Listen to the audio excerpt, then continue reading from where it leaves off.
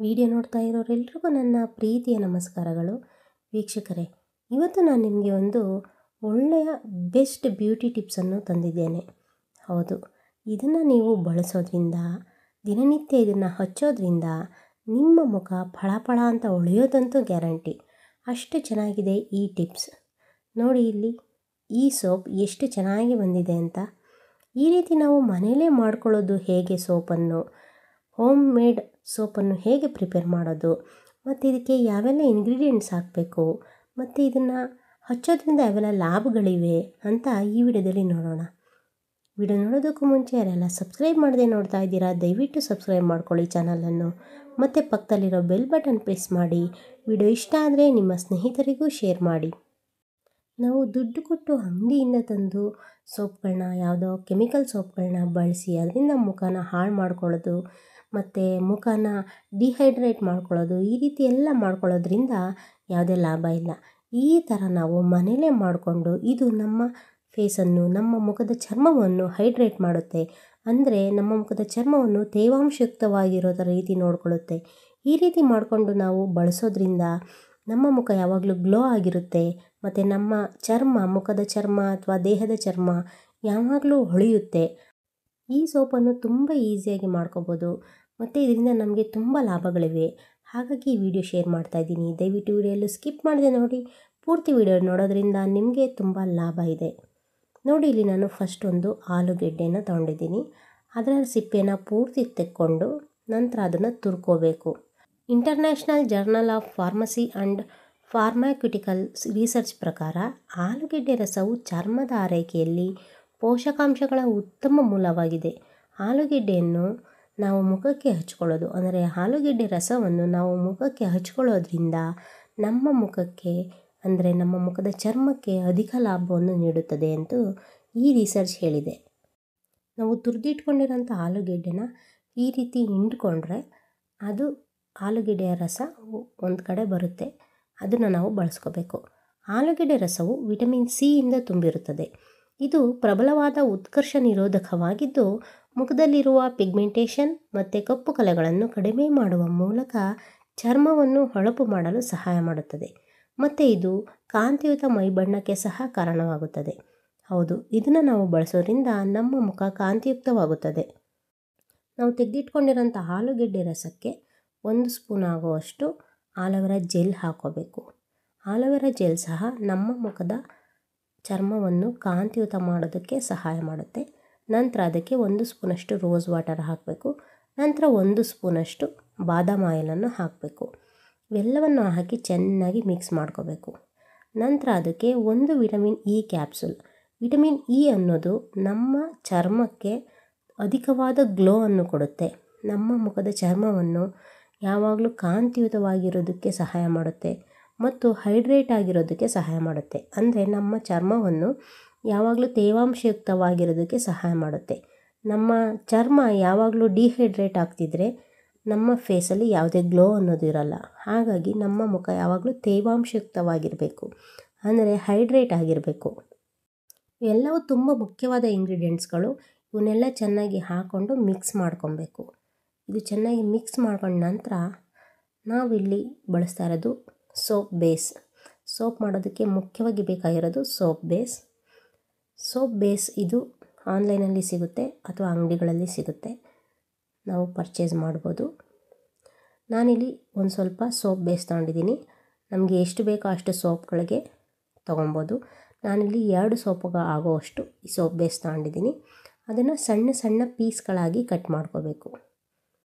ಈ soap base ನಾವು ನ್ಯಾಚುರಲ್ಲಾಗಿ ಮಾಡ್ಕೊಳ್ಳೋ ಸೋಪ್ ಮಾಡೋದಕ್ಕೆ ಬೇಕಾಗಿರೋ ಮುಖ್ಯವಾದ ಇಂಗ್ರೀಡಿಯೆಂಟ್ ಅಂತಲೇ ಹೇಳ್ಬೋದು.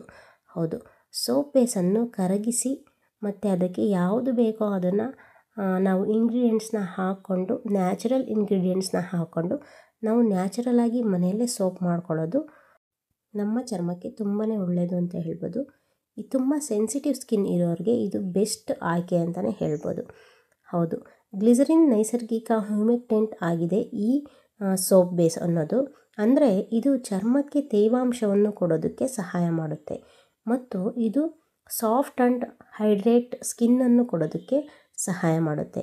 ಇದು ನಮಗೆ ಹಾರ್ಡ್ ಸ್ಕಿನ್ ಇದ್ದರೆ ಅಥವಾ ನಮ್ಮ ಸ್ಕಿನ್ಗೆ ಏನಾದರೂ ಡ್ಯಾಮೇಜ್ ಆಗಿದರೆ ಇದೆಲ್ಲವನ್ನು ರಿಮೂವ್ ಮಾಡಿ ನಮ್ಮ ಸ್ಕಿನ್ನನ್ನು ಹೊಳೆಯುವಂತೆ ಮಾಡುತ್ತೆ ಮತ್ತು ಸಾಫ್ಟ್ ಮಾಡುತ್ತೆ ಮತ್ತು ನಮ್ಮ ಸ್ಕಿನ್ನನ್ನು ಹೈಡ್ರೇಟ್ ಮಾಡುತ್ತೆ. ಹಾಗಾಗಿ ಸೋಪ್ ಬೇಸ್ ಬಳಸೋದು ತುಂಬ ಮುಖ್ಯ.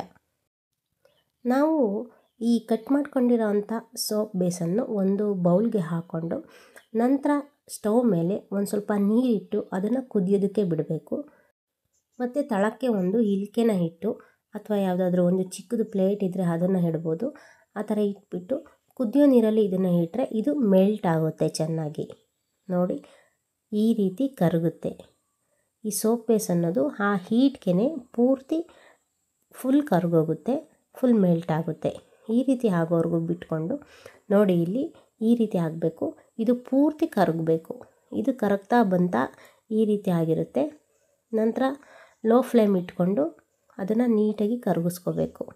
ಇದನ್ನು ನಾನು ಬಳಸಿ ನಿಮಗೆ ತೋರಿಸ್ತೀನಿ ಎಷ್ಟು ನನ್ನ ಸ್ಕಿನ್ ಗ್ಲೋ ಆಗುತ್ತೆ ಅಂತ ಹೇಳಿ. ಮತ್ತು ಸ್ಕಿನ್ನನ್ನು ತುಂಬ ಸಾಫ್ಟ್ ಆಗುತ್ತೆ. ನಾವು ನಿಜ ಹೇಳ್ತಿದ್ದೀನಿ, ಯಾವುದೇ ಕೆಮಿಕಲ್ ಅಥವಾ ಅಂಗಡಿಯಿಂದ ತಂದಿರೋವಂಥ ಸೋಪ್ಗಳನ್ನ ಬಳಸೋದಕ್ಕಿಂತ ಈ ರೀತಿ ಮನೆಯಲ್ಲಿ ಮಾಡಿಕೊಂಡು ಈ ನ್ಯಾಚುರಲಾಗಿ ಮಾಡಿಕೊಂಡು ನಾವು ನಮ್ಮ ಸ್ಕಿನ್ಗೆ ಬಳಸೋದ್ರಿಂದ ನಮ್ಮ ಮುಖದಲ್ಲಿ ಒಂದು ಹೊಳಪು ಅನ್ನೋದು ತುಂಬ ಚೆನ್ನಾಗಿ ಬರುತ್ತೆ. ಈ ಸೋಪ್ ಪೇಸ್ಟ್ ಫುಲ್ ಕರಗಿದ ಮೇಲೆ ಮೆಲ್ಟ್ ಆದಮೇಲೆ ನಾವಿಲ್ಲಿ ಪೊಟ್ಯಾಟೊ ಜ್ಯೂಸನ್ನು ರೆಡಿ ಮಾಡಿಟ್ಕೊಂಡಿದ್ವಲ್ಲ ಅದನ್ನು ಅದಕ್ಕೆ ಹಾಕ್ಕೊಂಡು ಚೆನ್ನಾಗಿ ಮಿಕ್ಸ್ ಮಾಡ್ಕೋಬೇಕು. ನಂತರ ಫ್ಲೇಮನ್ನು ಆಫ್ ಮಾಡಿಬಿಟ್ಟು ಅದನ್ನು ಕೆಳಗಿಟ್ಕೋಬೇಕು. ಕೆಳಗಿಟ್ಕೊಂಡ ನಂತರ ಈ ಥರ ಸೋಪ್ ಮೋಲ್ಡ್ ಬರುತ್ತೆ. ಇದು ಸಹ ಆನ್ಲೈನಲ್ಲಿ ಸಿಗುತ್ತೆ, ನೀವು ಪರ್ಚೇಸ್ ಮಾಡ್ಬೋದು. ಈ ಥರ ಸೋಪ್ ಮೋಲ್ಡ್ಗೆ ಅದನ್ನು ಎಷ್ಟಕ್ಕಾಗುತ್ತೋ ಅಷ್ಟು ಮೋಲ್ಡ್ಗೆ ಹಾಕಿ ಬಿಟ್ಬಿಡಬೇಕು. ಇದನ್ನು ಶೇಕ್ ಮಾಡಬಾರ್ದು. ಶೇಕ್ ಮಾಡ್ದಲೇ ಹಾಗೆ ಇಟ್ಟಿರಬೇಕು.